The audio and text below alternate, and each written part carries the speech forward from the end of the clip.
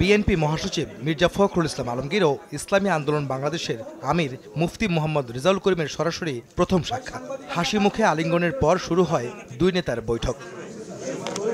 সোমবার দুপুরে পুরানা পল্টনে এই বৈঠক চলে প্রায় 2 ঘন্টা। পরে বিএনপি মহাসচিব জানান, প্রয়োজনীয় সংস্কার শেষে দ্রুত সময়ের মধ্যে নির্বাচন সহ 10টি বিষয়ে একমত হয়েছেন তারা। মোটামুটি একমত হয়েছি যে বিষয়গুলোতে ভোটাধিকার সহ সকল মানবাধিকার রক্ষায় জাতীয় ঐক্যমত গড়ে তোলা, ন্যূনতম প্রয়োজনীয় সংস্কার শেষ করে দ্রুত সময়ের মধ্যে সুষ্ঠু গ্রহণযোগ্য নির্বাচনের ব্যবস্থা করা, দ্রব্যমূল্যের ঊর্ধ্বগতি রোধ এবং সকল অধিকার বঞ্চিত মানুষের অধিকার প্রতিষ্ঠা করা, আইন শৃঙ্খলা স্বাভাবিক করে নিয়ে আসার ব্যবস্থা করা, আওয়ামী ফ্যাসিবাদ বিরোধী সকল শক্তি দেশ পুনর্গঠনে ঐক্যবদ্ধভাবে কাজ করবে।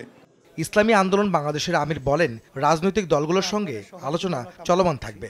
চলতি বছরের মধ্যেই নির্বাচন চান তারা। খুব বেশি সময়টা না নিয়ে যৌক্তিক, সেই যৌক্তিক সময়টা আমরা বলেছি 1 থেকে 1.5 বছরের মধ্যে, এরকম একটা কথা আমরা বলেছি।